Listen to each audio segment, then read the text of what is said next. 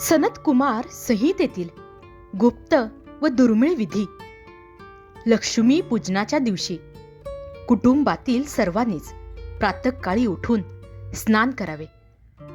कोणाशीही भांडण तंटा करून अपशब्द उच्चारू नयेत. तसेच प्रवेशद्वारासमोर गोमयाने म्हणजे गायीच्या शेणाने सारवून त्यावर कमल पुष्पांची रांगोळी काढावी.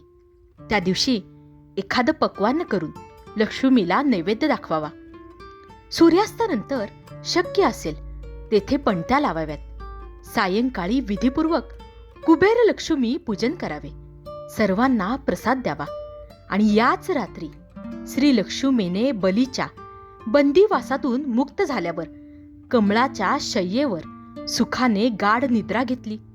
म्हणून घरातल्या पलंगावर, सोफा कम बेडवर, दिवाण्यावर, सोफ्यावर किंवा पाटावर कमळाची शय्या तयार करावी. कमळे उपलब्ध नसल्यास गुलालाने कमळे रेखून त्या कमलशय्येवर लक्ष्मीची मूर्ती किंवा तस्वीर ठेवून प्रत्यक्ष लक्ष्मी देवीच तेथे निद्राधीन झाली आहे अशी कल्पना करावी. या गुप्त लक्ष्मी साधनेला बलिराजोत्सव अशी संज्ञा आहे.